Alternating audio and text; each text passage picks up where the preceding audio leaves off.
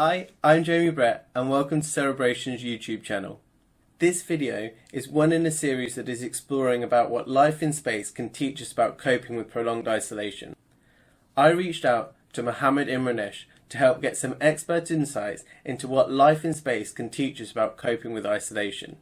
Mohammed is an established space systems engineer with a background in technical leadership of complex projects for the European Space Agency and is a co-founder of LIDE.space.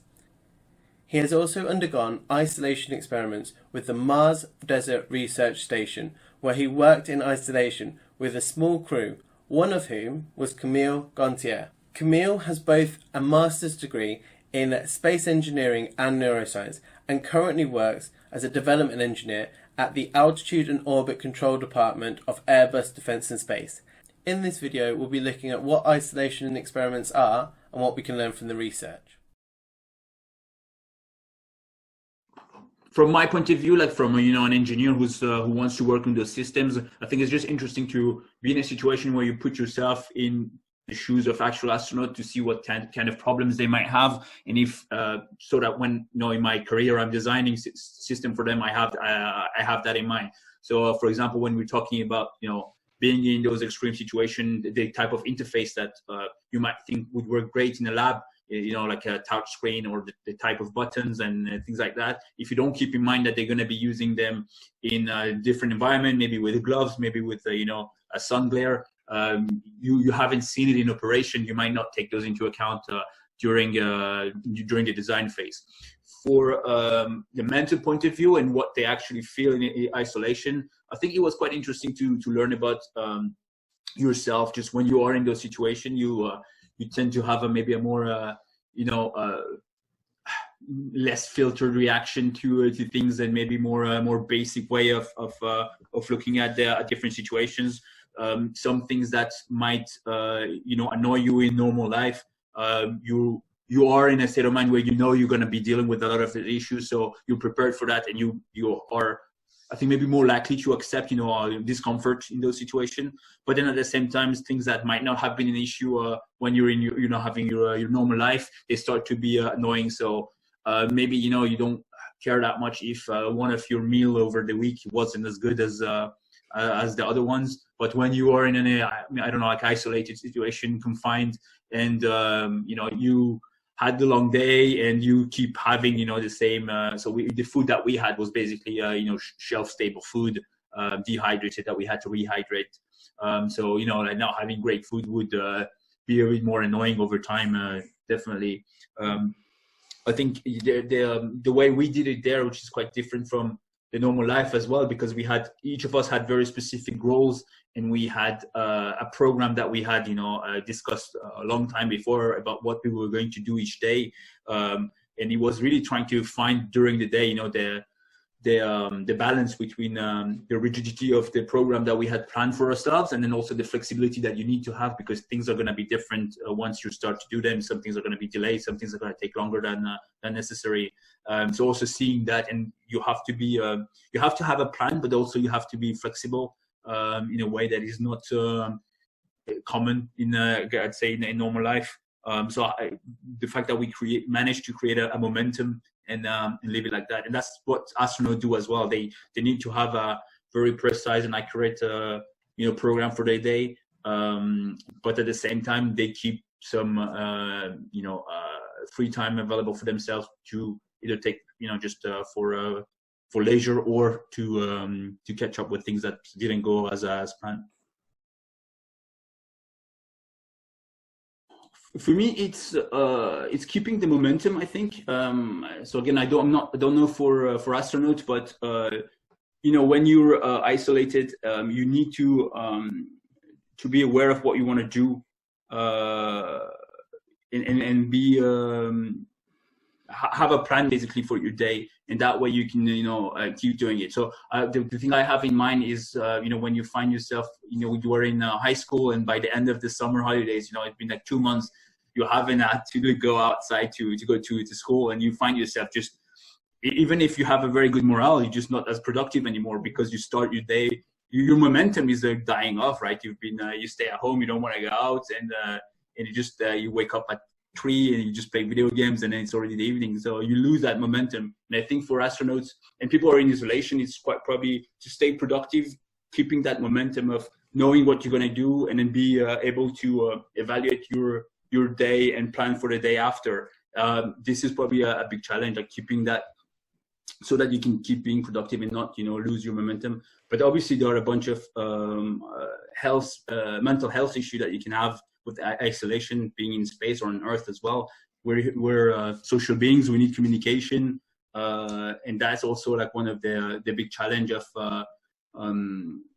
isolation. In addition to that, in space missions, you have confinement. So it's not that you're just alone somewhere. It's just like you're in a limited space as well that you have to sometimes share with other people. So you lose also some part of your, your private space, which can make it even more complicated from, again, mental health point of view. I'm going to go for kind of a bold statement, and I'm going to say that actually there is not much that we can learn from space isolation that could be applicable to our current situation, to the current lockdown. We saw a lot of astronauts who shared videos on social networks about their experience of self-isolation. The most famous one being videos by French astronaut Thomas Pesquet, Alexander Gerst from the German Space Agency, also some advices from Tim Peake from the British Space Agency. But yet, I believe that a space mission, the current lockdown we are under, and the kind of Mars analog simulation we performed with Mohammed are three very different situations.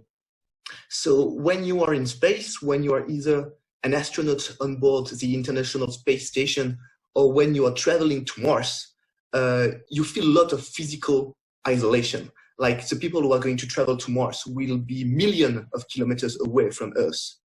And also something which is very characteristic of these missions is the constant danger, the constant pressure. When you are in a spaceship, you are just a few millimeters of iron away from the death of space. But the good point is that when you isolate yourself for a space mission, it's part of your job. Like, it's a job, you have a goal to accomplish. And as such, you have a whole team behind you. You have a mission command to support you, and you have a whole team of crew members behind you in the same spaceship to help you. What we are living right now is much more holistic. We have to lock down ourselves, and it impacts not only our job, just like astronauts, but it also has an impact on the private sphere. It's a global crisis, and the stress we are facing right now while being isolated goes much beyond the lockdown, much beyond the quarantine. We do not care either only about being quarantined, but also about the global crisis the world is facing. So we're facing a lot of stress right now, even though this situation is very different from the situation of astronauts in a spaceship. The main difference is that right now in a lockdown, we are now in a permanent danger. I mean, we're not going to die right on the spot if we just open the window or if there is a small leak in the roof.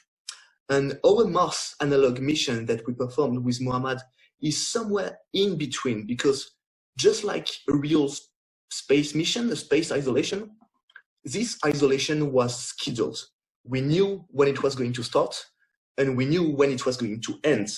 And it was scheduled, we were trained for it, and it was part of our job. Like, we were able to separate this isolation from the rest of our life, which is very different from the current lockdown. Yes, actually, there have been quite a lot of experiments and simulation to explore the effect of isolation on a space crew.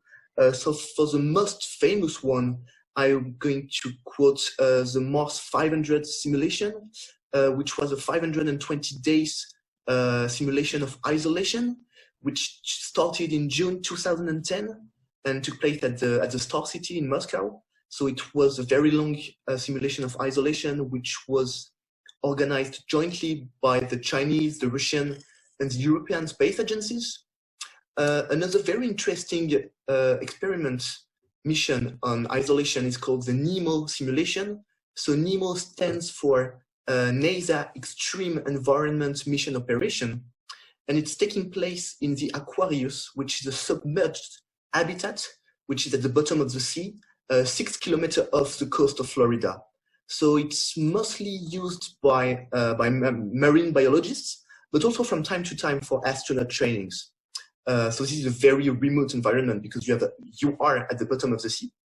And an interesting feature of this habitat is that in order to go back to the surface, you need 17 hours because you have to get rid of all the nitrogen that got into your body. And 17 hours is actually longer than what it takes to go back on Earth from the ISS in case there is an emergency. Is the Concordia scientific base, which is located quite close to the South Pole in Antarctica. It is mostly used by a team of French and Italian scientists who perform different kind of experiments in this environment. But also the European space agencies usually send crew members and doctors to this base to study all isolation and the environment, and especially the darkness and the cold affect our natural rhythm. But I have to point out that all these experiments on isolation, they are about team isolation. In this simulation, it's not one particular individual which is put into complete isolation completely by himself. In each of these simulations, in each of these experiments, it's a team of simile astronauts which is put into isolation, which makes a big difference. Mars 500 is actually also my, I don't know my favorite, but it's also the one that comes to my mind because as he said, so they actually did it for 520 days, which is I think the longest simulation so far. And there's also something to learn from there because so what they were simulating was the trip to go to Mars. So they were in a specific room, which was simulating what the spacecraft was going to look like. And then after 6 months, they opened the door to a new room, which was going to be the Mars surface, and then they had to close it and then come back. And it was interesting that from the reports that came out of it, basically the trip back, the fake trip back, was much harder for them than the trip going there. So as Camille just said, you have so people, when you're going there, you're a part of your job. You're going there to accomplish a specific mission. But once this is done, then you're in a completely different state of mind, which is, I miss my family, my friends, and I want to go see them. And you're stressing about other aspects of your life. And your trip back is just, it's not for your mission anymore. It's not for your job anymore. It's just, the environment constraints that just prevent you from seeing your family. So how it impacted the crew was completely different. The first 6 months and the last 6 months where they were just waiting to come out of the simulation, which is interesting. Also joins what he was saying about taking 17 hours to come back to the surface in the simulation that they have underwater. And once you don't know anymore what's the purpose of you being in isolation. At the beginning, why, but then. The last part is less clear. Thank you so much to Mohammed and Camille for their insights and time, and to the Mars Desert Research Crew 164 for the images and videos. This video is one in a series that is exploring about what life in space can teach us about coping with prolonged isolation. In this series, we'll be looking at what isolation experiments are and what we can learn from the research. How does isolation impact mental health? How the environment impacts people who are isolating and their mindsets. What is the impact of social distancing and loneliness on people who are isolated? Thank you so much for watching, and don't forget to like and subscribe if you've enjoyed this video.